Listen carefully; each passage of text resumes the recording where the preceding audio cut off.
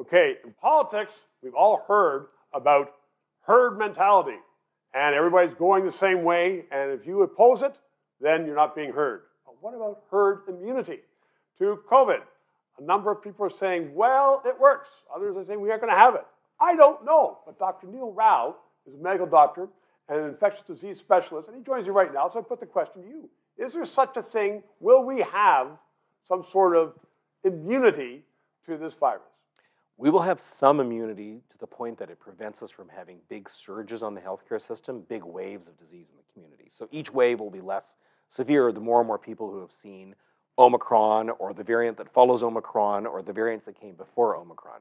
But we're not going to have a situation like we have with measles, where if everybody gets the vaccine stops you from getting the disease and it prevents you from spreading the disease to other people. We're not in that enviable situation with COVID, where we have a vaccine that provides what's called sterilizing immunity. Like when I get the vaccine, am I not just protecting myself, but I'm even protecting other people? We don't have that situation. So and to stop COVID, maybe we'll have a vaccine developed in 5 years that would allow that, but right now it's elusive. Even with influenza, with the annual vaccine campaigns we did, we never got there. Certain viruses, because of the nature by which they are spread, are extremely difficult to control. Because one thing about COVID and the flu is that they can form new strains, new variants. They can reinvent themselves every year.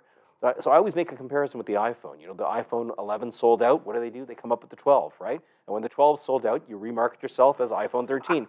The virus is a bit like an iPhone. It wants to get around. And when it's not got enough people who want it anymore, it evolves to become a new strain. And that's what's going on with each of these variants. 2 years ago, when this first started, we were hearing from doctors saying that we don't know what it is, but we've seen people coming into the hospital and they're dying. You know, one doctor told me, he said, this guy was healthy two days ago, and now he's dead. They didn't know what it was. You rarely hear that now.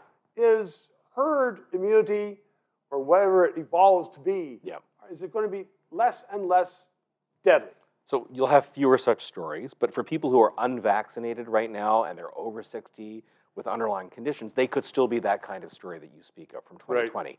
But there are so many people now who've either had the vaccine, have the disease, or had a previous strain of the disease, not the current Omicron one, that they've got some kind of immunity that protects them from getting flattened. So the airbag goes off, and they're fine. And you don't go through the windshield. Correct. So there is something, too, when people say, you know, we're just going to tough this out, and we hope that we're not going to drop dead. So we talk about an endemic era. Yes. And that's the E word. That's hard to say. Some people will say it now. Some people say it's too early. WHO says it's too early to say it. I think by the time Omicron is done, we're going to be endemic whether we like it or not. And we hopefully won't have to do this again, and I hope not to be here next year talking about it.